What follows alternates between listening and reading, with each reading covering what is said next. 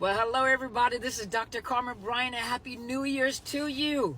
Thank you so much for supporting me throughout the years. I am back, and I will have new material for you. And I just wanted to start off by talking to you about the narcissist family, that dysfunctional narcissist predatory family. So for many of you who have experienced the narcissist family, not everybody in the family may be narcissists, but a lot of them, if you notice, have a lot of narcissist traits. And, you know, we've talked about this before when you talk about this generational cycle of dysfunction. And when you have that narcissist, many of you have been with this narcissist where you see that they're cruel, they're hateful, you know, and then you look at the family, and the family kind of surrounds and supports this narcissist because that narcissist demands their loyalty. And sometimes that narcissist holds a carrot over them, you know, especially if you have a family that may be impoverished or may not have something, and that narcissist has found a way to either become wealthy or have money or connect with people like yourself that may have, you know, finances that they didn't have, because most of them, not all of them, but a lot of them are very irresponsible and impulsive when it comes to money, especially if you're dealing with a somatic narcissist that's all about themselves and being seen. They will misuse money all the time. Even your money will misuse your money to maintain that particular status, you know, around people that they're around. They don't have that status, but they're going to maintain the illusion of that status. And what they'll do is, because they're maintaining that illusion of that status, they do it around their families as well.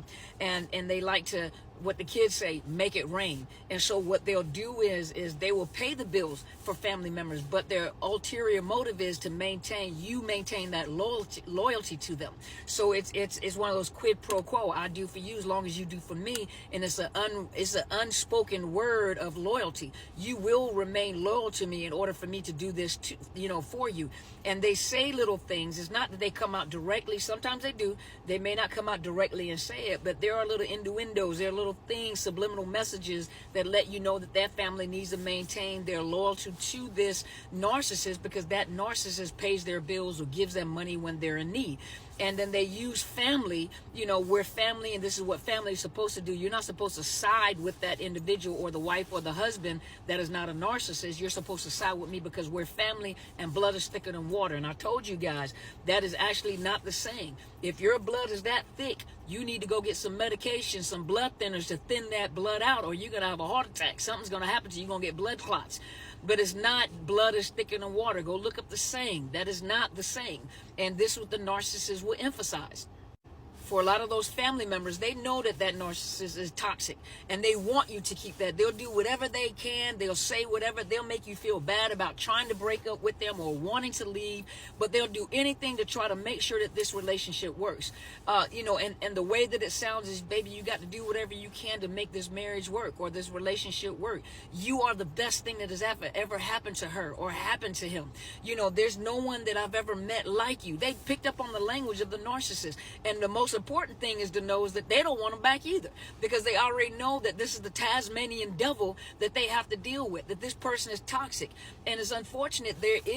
I'm not saying all of them, keep in mind, I'm not saying all of them, but a lot of times you come from these toxic families and you find out that there is incest that's going on in these families. You find out that there is abuse going on, you know, child abuse that is going on by the narcissist. The narcissist is antagonizing, and that's why Dr. Romney and Sandra Brown, they call it those antagonistic disorders. They're antagonizers.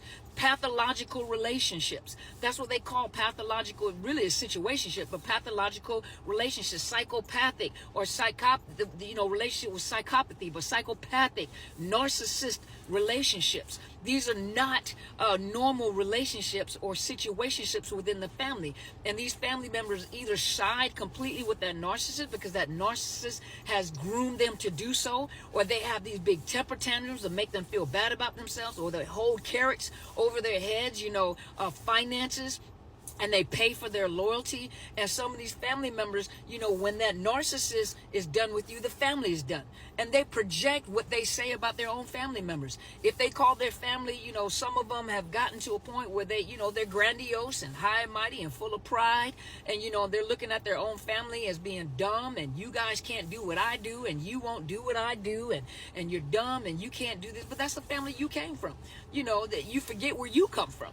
And so they make them feel as if, you're nothing because you won't do anything, and they express this to you. But the moment they break up with you, or you break up with them, or they discard you, or you discard them, they take everything that they have said and everything that they have thought in order to create a great divide between you and the family. And so they tell the family that all the things that they have said and thought, they say this is you. So they project what they think to the family to maintain the loyalty of the family. So you don't even know why the family doesn't like you. You don't even know why the family has stopped talking to you. They may talk to your kids, but they don't know why. You don't even know why they have stopped talking to you, because they're loyal to the narcissist and they believe everything the narcissist. And check this out. This crazy part about it is a lot of them know that the narcissist is a liar.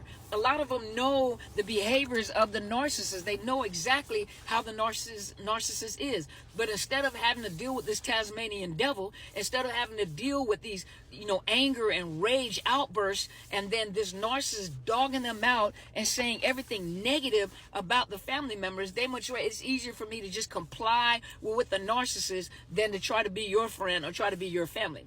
Now, some family members don't care. It don't matter what they say. It's their choice. And that narcissist will put them on timeout, or put them on no contact, or give them the silent treatment, because they try to force them to comply with what I want you to comply with. And the thing is that narcissist, they meet a new supply and they build you up to the family. And then they get angry because the family is like, I'm noticing a pattern. And so that family gets talked about. That family gets dogged out. There's always something wrong with everybody but the narcissist. The narcissist can't see themselves. And they talk about, in this new training program that I am for the certifications, national certification, it also talks about this is, the researchers that have created this new genre of psychology. Their main focus in research is narcissist and how the aftermath of narcissist abuse concerning victims of this narcissist, of the narcissist. And they go into detail with what narcissistic personality disorder is. And one of the main things that have come up is also neurobiological issue. And so one of the things that we have said, because one of the things that we have learned, is as a therapist in your graduate program, we were not taught the details about narcissistic personality disorder. We were taught from the perspective of treating narcissistic personality disorder. And the thing is that we know that personality disorders are non-treatable. We know that.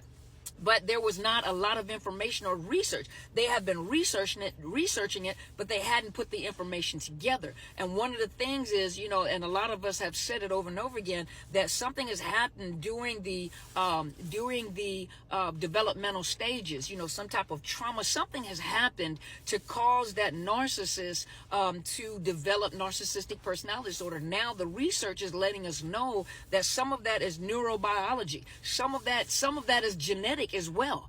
And so it's not, everyone that has been traumatized as a child has not developed narcissistic personality disorder, nor have they developed PTSD. And so we can eliminate that, not saying that it can't happen, but we can eliminate that is one of the main factors that develop narcissistic personality disorder. It is neurobiological. Also, it's like a neurodivergent disorder. They have also studied the brain of those that have narcissistic personality disorder, and their brain is different than the average normal brain. Their brain is actually different. So it's almost like, and it's the best way that I can say it, is almost like a neurodivergent disorder, but it's not a neurodivergent order.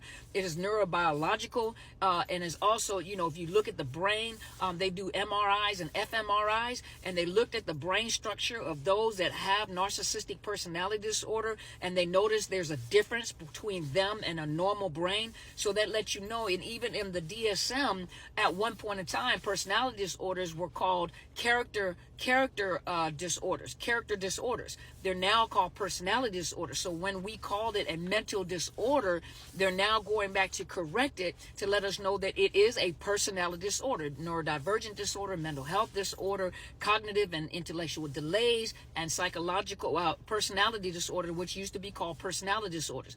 But I got a lot more coming up for you, and I will do training on it. So I'm going to give you some information when it comes to social media, and then I will do some training on it where you can pay for the training to get the rest of the information. Thank you guys so much for your support. I'm back. See you on Sunday.